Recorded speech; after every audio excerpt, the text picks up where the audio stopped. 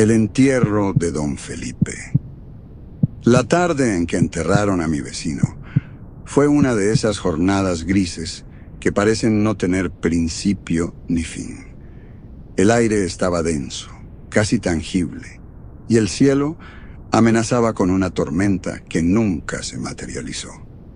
Hacía semanas que la muerte de don Felipe, como todos lo llamábamos, había dejado un silencio inquietante en la calle. Pero nada nos había preparado para lo que vendría después. Don Felipe era un hombre reservado, casi ermitaño. Su casa, una construcción antigua y desvencijada, destacaba entre las viviendas modernas del vecindario. Las ventanas siempre permanecían cubiertas por gruesas cortinas, y las pocas veces que alguien lograba verlo, parecía una sombra deslizándose entre los rincones oscuros de su hogar. Se rumoreaba que guardaba secretos terribles, pero, como suele pasar, nadie se atrevió a indagar demasiado. El día de su muerte fue extraño desde el principio. La noche anterior, se escucharon gritos ahogados provenientes de su casa. Algunos vecinos aseguraron haber visto sombras danzando en las paredes, como si un fuego invisible se hubiera desatado en su interior. Al amanecer, la noticia corrió como reguero de pólvora. Don Felipe había sido encontrado muerto en el sótano, rodeado de velas y extraños símbolos pintados en el suelo. Nadie quiso hacerse cargo del cuerpo. Finalmente, el municipio envió a un par de empleados para organizar el entierro. La ceremonia fue breve y desprovista de solemnidad. Apenas asistieron unos pocos curiosos y algunos ancianos del vecindario que habían conocido a don Felipe en sus años más sociables. La mayoría nos mantuvimos a distancia, observando desde nuestras ventanas, incapaces de sacudir una sensación de amenaza latente. El cementerio estaba ubicado en las afueras del pueblo, un lugar olvidado por el tiempo. Las tumbas estaban cubiertas de musgo y muchas de las lápidas habían cedido al peso de los años. Aquella tarde, mientras el ataúd descendía lentamente al hueco cavado en la tierra, algo en el ambiente cambió. Un viento helado recorrió el lugar, levantando hojas secas y llenando el aire de un olor acre. Los presentes se miraron inquietos, pero nadie dijo nada. Fue al caer la noche cuando comenzó lo verdaderamente perturbador. Desde mi habitación, que daba al patio trasero, pude ver que la casa de don Felipe seguía completamente oscura. Sin embargo, algo me hizo quedarme despierto más de lo habitual. Había una presencia, algo que no podía explicar, pero que se sentía tangible. A eso de las 3 de la madrugada, el sonido me despertó. Un golpe seco, como si alguien estuviera martillando el suelo. Me asomé a la ventana, intentando descifrar el origen del ruido, pero no vi nada fuera de lo común. Sin embargo, el sonido persistía, acompañado ahora por un murmullo apenas audible. Me obligué a salir al patio, armado con una linterna y una dosis considerable de valor, pero no encontré nada. Solo silencio y oscuridad. A la mañana siguiente, el vecindario entero estaba sumido en un estado de alarma. Algunos vecinos aseguraron haber visto sombras cruzando rápidamente los jardines. Otros hablaron de un olor nauseabundo que se había filtrado en sus hogares. Pero lo más inquietante fue lo que descubrió la policía. La tumba de don Felipe había sido abierta desde dentro. El ataúd estaba roto, las astillas dispersas, como si algo hubiera salido a la fuerza. La noticia no tardó en extenderse, y pronto el pueblo entero hablaba de maldiciones, rituales y pactos oscuros. Pero lo más perturbador fue que algunos juraron haber visto a don Felipe caminando por las calles la noche anterior. Su figura tambaleante, iluminada brevemente por las farolas. Esa noche, nadie durmió. Las ventanas permanecieron cerradas, las puertas atrancadas, pero el miedo se filtraba como una sombra insidiosa. Alrededor de la medianoche se escucharon pasos en la calle. No eran pasos comunes, eran lentos, pesados, como si pertenecieran a alguien que no estaba acostumbrado a caminar. Apagué las luces y observé desde mi ventana. Una figura alta y encorvada caminaba por la acera, deteniéndose frente a algunas casas antes de desaparecer en la oscuridad. Los días siguientes fueron una mezcla de caos y paranoia. El sacerdote local organizó una misa especial para bendecir las casas, y varios vecinos contrataron a un exorcista que se presentó con un aire de teatralidad que no inspiraba confianza. Sin embargo, nada parecía detener las extrañas apariciones. Cada noche, los golpes y murmullos se intensificaban. Algunos vecinos comenzaron a mudarse, incapaces de soportar la atmósfera opresiva que se cernía sobre el lugar. Fue entonces cuando decidí investigar por mi cuenta. Algo me decía que la respuesta estaba en la casa de don Felipe. Una noche, armado con una linterna y una dosis de desesperación, me aventuré a cruzar la calle. La puerta estaba cerrada, pero no con llave. Al entrar, el aire estaba pesado, impregnado de un olor a humedad y algo más que no pude identificar. La oscuridad era total, y cada paso que daba parecía resonar en un eco interminable. Exploré la casa con cuidado, recorriendo las habitaciones vacías y llenas de polvo. No encontré nada fuera de lo común hasta que llegué al sótano. La puerta estaba entreabierta y un escalofrío recorrió mi cuerpo al asomarme. Las velas seguían allí, derretidas hasta formar charcos de cera en el suelo. Los símbolos, aunque desvaídos, eran visibles, y algo en ellos parecía vibrar con una energía malsana. En el centro del círculo encontré un diario.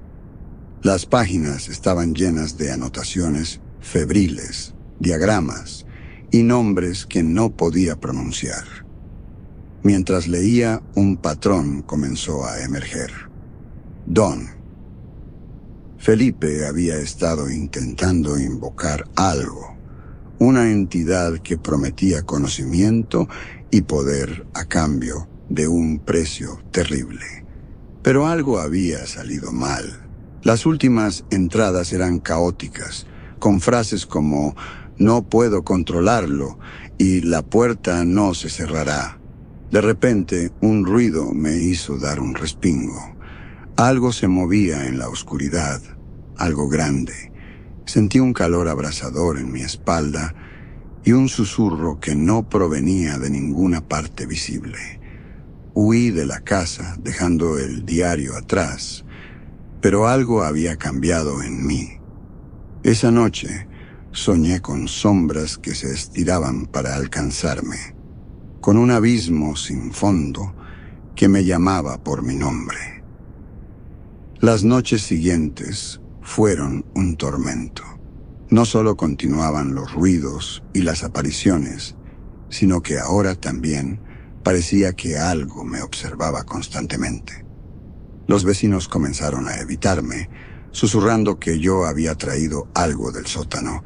Incluso los animales me rehuían y el vecindario entero se hundió en un silencio espectral.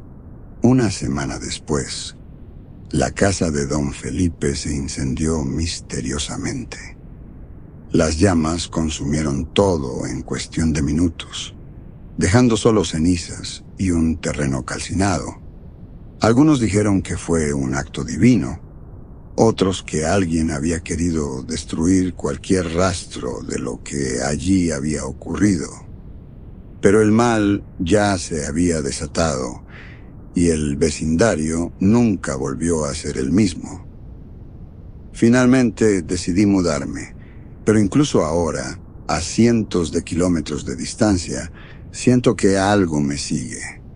Las sombras en mi habitación parecen moverse cuando no estoy mirando, y a veces, en las noches más silenciosas, oigo el mismo golpe seco que me despertó aquella primera noche.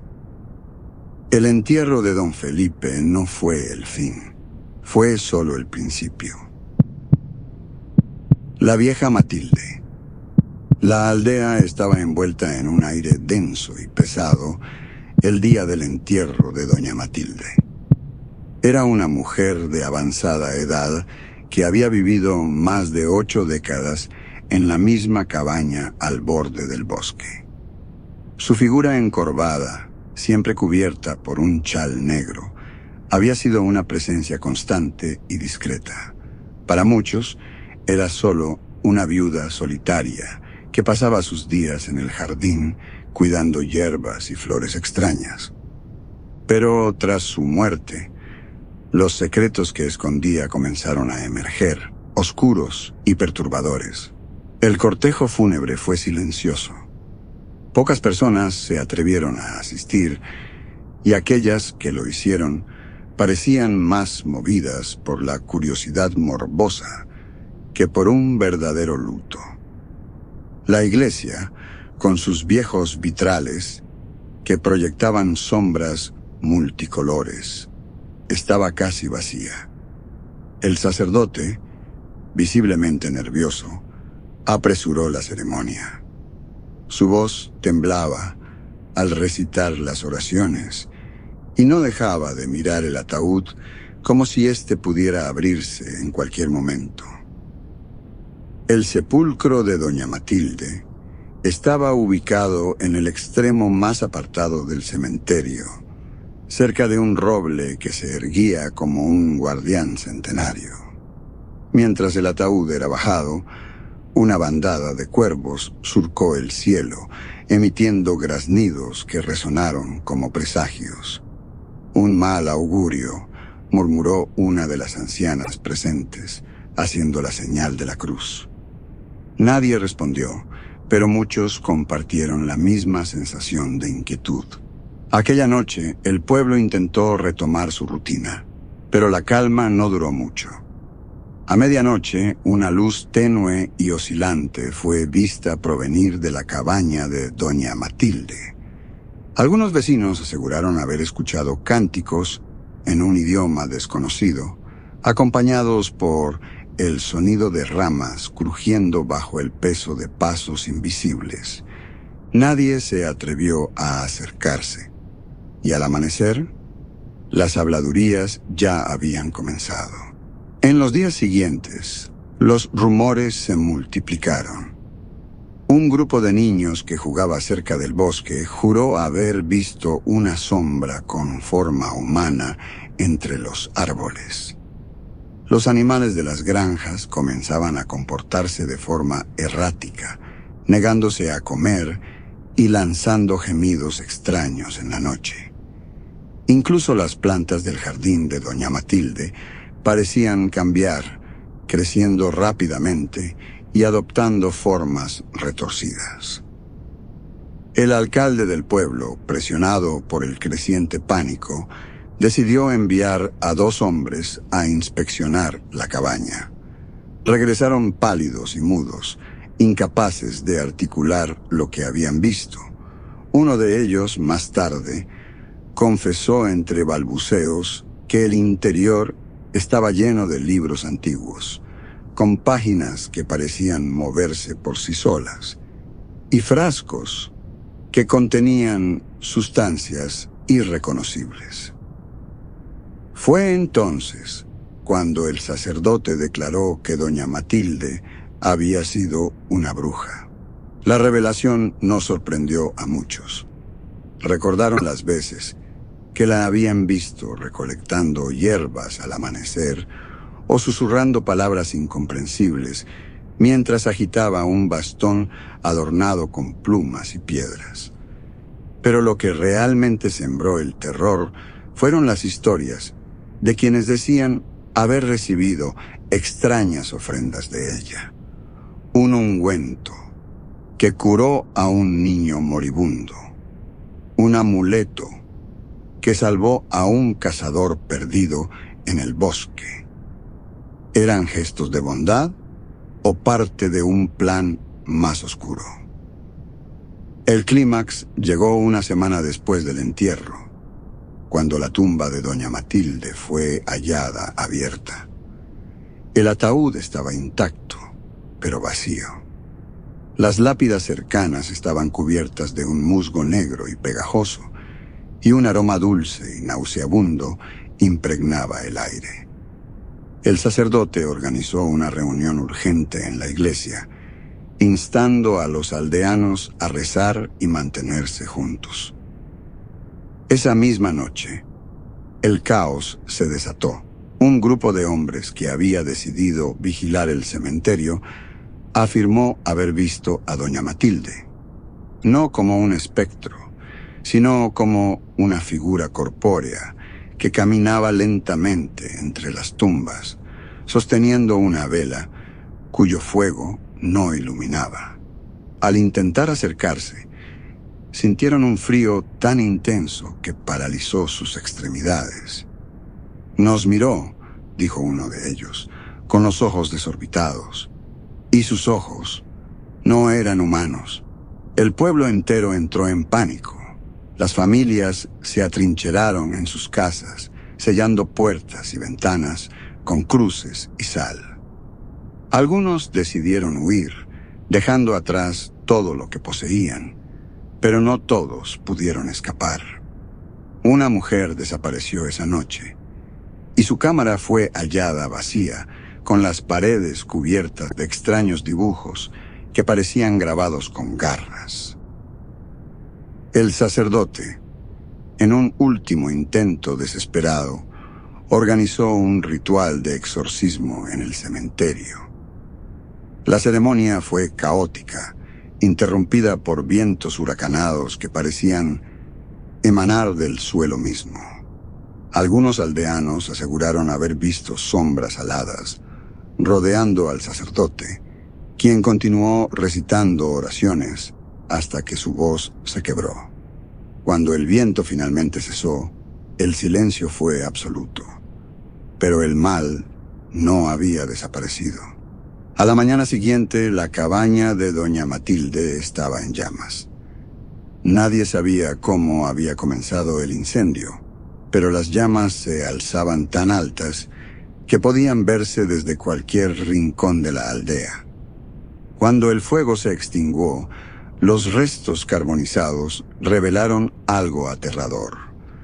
Un círculo de piedras, intacto en medio de las cenizas, con inscripciones que ningún aldeano pudo descifrar. La aldea nunca volvió a ser la misma. Los pocos que se quedaron vivieron el resto de sus días con el temor constante de que doña Matilde pudiera regresar, y en las noches más oscuras, cuando el viento susurraba entre los árboles, era imposible no pensar que su presencia seguía acechando, esperando el momento perfecto para reclamar lo que, según los más viejos, nunca había dejado de pertenecerle.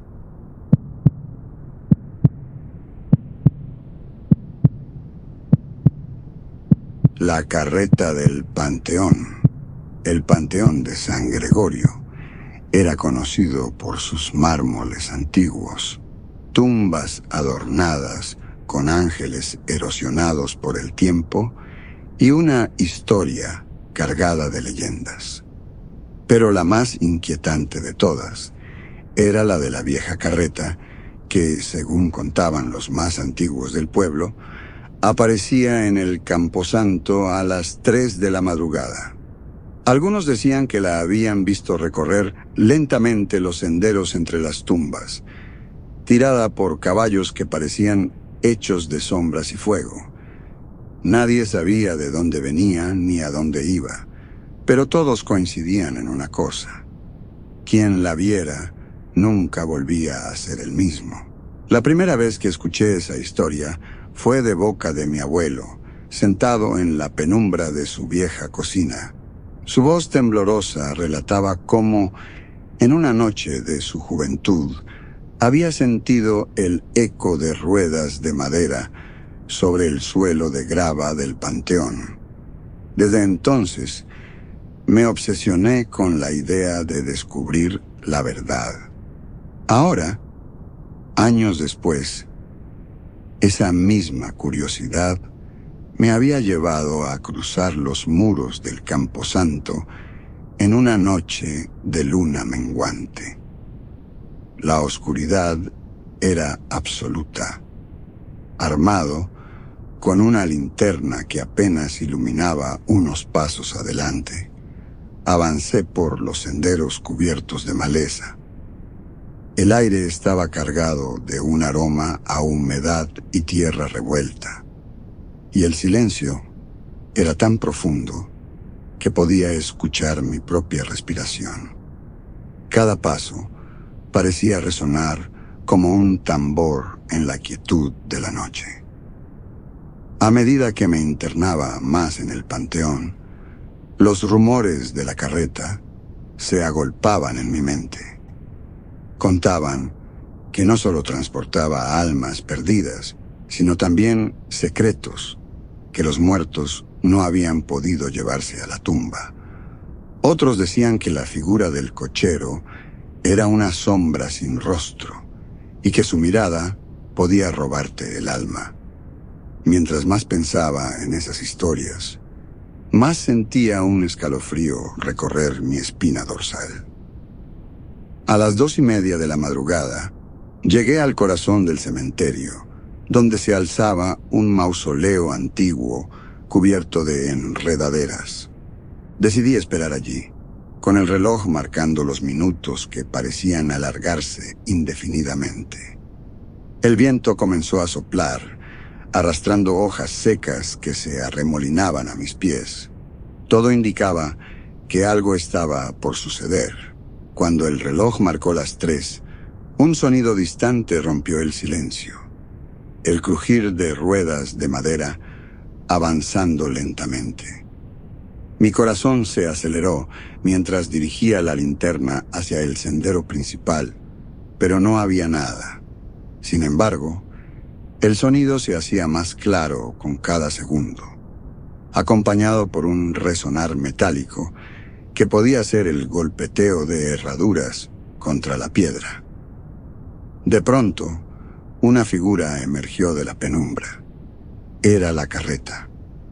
Tirada por 2 caballos negros, avanzaba a un ritmo lento y ceremonioso. Las ruedas parecían flotar ligeramente sobre el suelo, dejando atrás un rastro de cenizas que desaparecía al instante. La carreta misma estaba hecha de madera oscura, adornada con grabados intrincados que parecían moverse bajo la luz de la luna. Sobre el asiento del cochero, una figura envuelta en un manto negro sujetaba las riendas. Me quedé paralizado. La linterna temblaba en mi mano mientras intentaba dar un paso atrás, pero mis piernas parecían clavadas al suelo. La carreta se detuvo justo frente a mí y el cochero giró lentamente su cabeza en mi dirección. No tenía rostro. En su lugar, un vacío profundo y oscuro me devolvía la mirada. Sentí un peso insoportable en el pecho, como si el aire se hubiera convertido en plomo. El silencio fue roto por un susurro que no provenía de ningún lugar en particular, sino que pareció surgir directamente en mi mente. ¿Por qué estás aquí?